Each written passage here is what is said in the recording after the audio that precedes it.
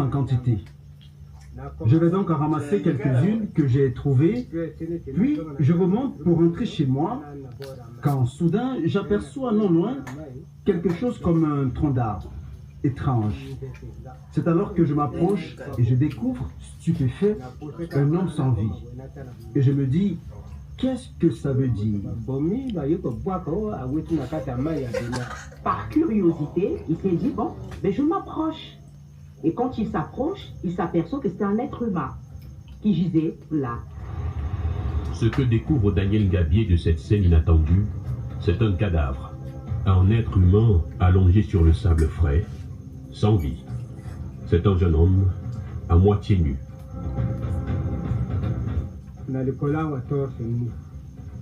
Il n'avait rien sur lui. Il était torse nu. Il avait juste un cycliste comme celui des sportifs. Il n'avait pas de sandales. Alors je me suis dit, si je le laisse ici, les vagues de l'océan pourraient l'entraîner de nouveau.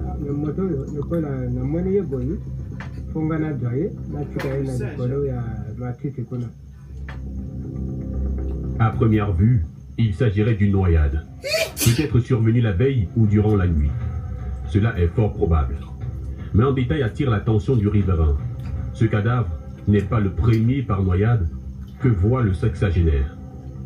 Il a une intuition, il doute. Le corps d'Ephrem n'a jamais été attaqué par des poissons et n'avait pas de signe de noyade.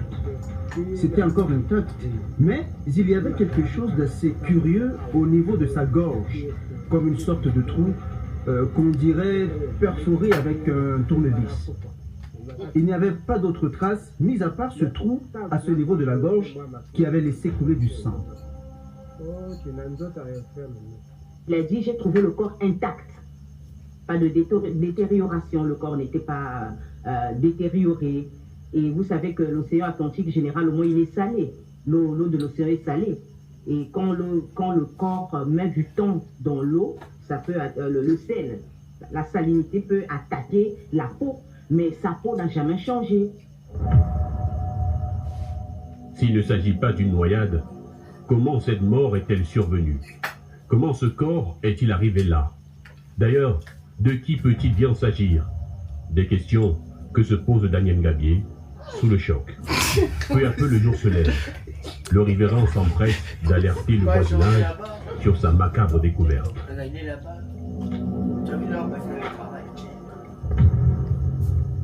Je soulève courageusement le cadavre. Je l'éloigne de la rive et je le pousse un peu plus haut vers les herbes et je vais à la maison. Je récupère un drap avec lequel je vais le couvrir. Puis il y avait des amis du quartier que j'avais déjà appelés et nous sommes allés déclarer chez le chef de quartier. Ils sont arrivés là, ils ont vu le corps. Et c'est le chef du quartier qui a pris le téléphone pour appeler maintenant les services de police et de gendarmerie. Et quand la police arrive pour effectivement faire le constat, on prend le corps et on le dépose à la morgue.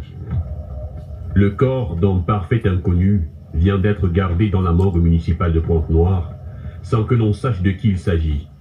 Dans l'espoir d'entrer en contact avec un proche de la victime, la nouvelle de ce décès est vite répandue. Les réseaux sociaux la relaient massivement. En commençant, c'est vraiment sur les réseaux, un petit peu comme tout le monde, que ça a commencé, que j'ai connu, que quelque chose se passait. Je me souviens que c'était un week-end et voilà, l'affaire a très très vite fait le buzz. Voilà, on en parle sur les réseaux sociaux, mais vraiment sur toutes les plateformes. Et puis après, bon, ben, vous savez, hein, c'est un sujet d'actualité. Donc voilà, tout le monde en parle, le bouche à oreille. Chacun y va d'une théorie, d'une histoire, d'un détail. Loïc Djembo tient à cette époque un jeune média en ligne où il publie régulièrement des annonces d'avis de recherche. Lui aussi a appris la nouvelle du mort de Mvassa. 48 heures plus tôt, une famille avait pris attache avec lui pour signaler la disparition d'un fils et frère. Nous sommes contactés, comme il est de coutume, lorsqu'une famille apprend la disparition d'un de leurs membres, un frère, une sœur, on contacte, ah bonjour, Complexe Imeni, est-ce que vous pouvez nous aider? On a perdu notre frère, il s'appelle un tel. Et c'est justement, c'est de cette manière-là que nous avons vu qu'il y avait quelqu'un qui avait disparu, notamment le dénommé Ephraim Goula. Un certain Ephraim Goula, un jeune TikToker de 25 ans, bien connu dans l'arrondissement de Ngoyo, n'a plus donné de nouvelles depuis plusieurs jours. Ses proches sont inquiets, mais ne désespèrent pas de le retrouver bientôt.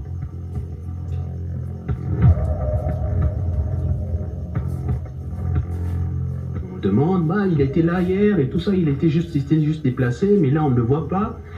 On pose ça tel quel. C'est un ami qui m'a appelé, il m'a fait savoir qu'Ephraim, on ne le retrouve plus, ça fait 2 jours. J'ai dit, bien on ne le retrouve plus, ça fait 2 jours, peut-être qu'il passe du temps avec quelqu'un, ou je ne sais pas, qu'il a décidé de voyager sans prévenir. Et voilà, comme ça se fait souvent, parce qu'il arrive que chez nous, quelqu'un, dès qu'on je veux dire, que quelqu'un voyage sans qu'il ne prévienne tout le monde. Et à ce moment-là, mon ami me dit, non, même sa famille n'est pas au courant de ça. Je dis, ah ben là, ça devient inquiétant. Une disparition inhabituelle donc. Les proches d'Ephraim sont surpris d'un tel silence. Cela ne lui ressemble pas. La famille commence à craindre le pire et décide d'élargir les recherches.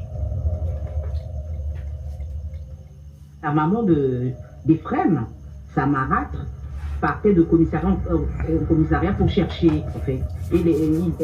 Elle allait aussi, elle parcourait plutôt les structures hospitalières pour voir si peut-être on a reçu le corps ou bien son enfant a eu peut-être un malaise ou un quelconque problème, peut-être qu'il s'est retrouvé dans une structure hospitalière de la ville.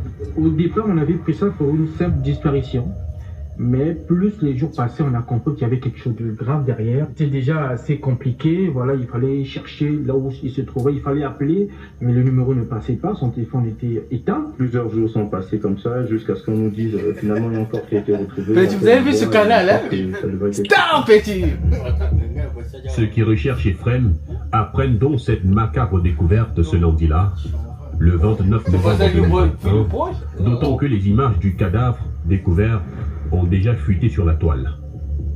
Il y a des photos qui me sont parvenues via WhatsApp, j'ai regardé, j'avais du mal à le reconnaître, j'ai dit je pense pas que ce soit lui, il y avait ressemblance mais je ne suis pas sûr que c'est exactement lui. Et un jour je dis bon, je vais voir quelques détails parce qu'il y avait une bague qu'il portait souvent.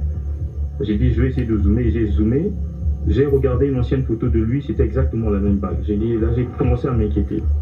J'ai vraiment commencé à m'inquiéter, je me dis je pense que ça pourrait être lui. La famille et les amis d'Ephraim veulent en avoir le cœur net. Le 30 novembre, soit un jour après, sa belle-mère est appelée en urgence.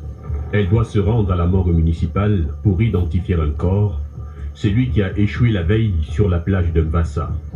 Qu'on dit qu'il y a un corps qui avait été emmené, non identifié, mais qu'il fallait voir si c'était exactement Ephraim. C'est là où elle découvre le corps de son fils. Ephraim Goula ne reviendra donc jamais. Plus aucun espoir de le revoir en vie. Le scénario tant redouté se confirme. Il est mort. Le choc est immense.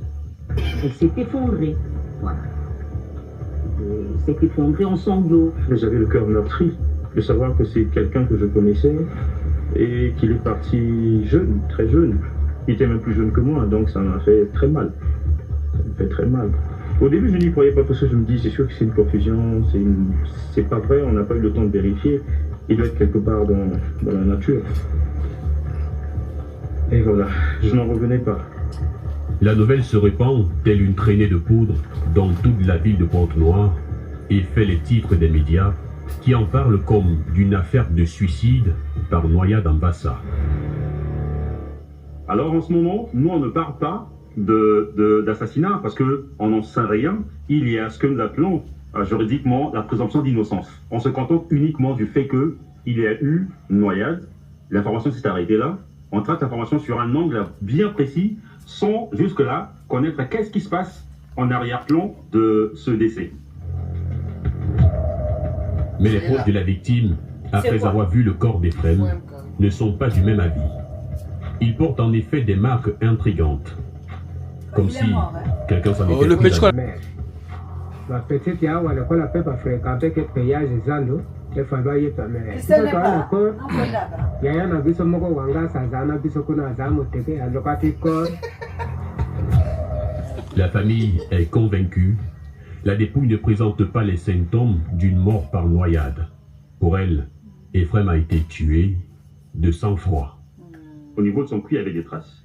Quand on découvre le corps, selon les enquêteurs, normalement, de surcroît, ça passait pratiquement plus de 24 heures dans les eaux.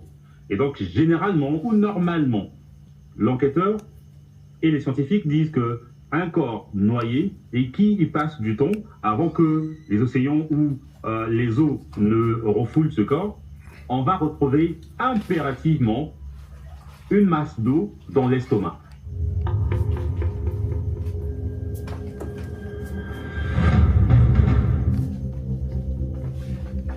S'agirait-il finalement d'un meurtre? La famille qui doute s'est renseignée et les informations qui lui sont données renforcent la certitude d'un assassinat pur et simple.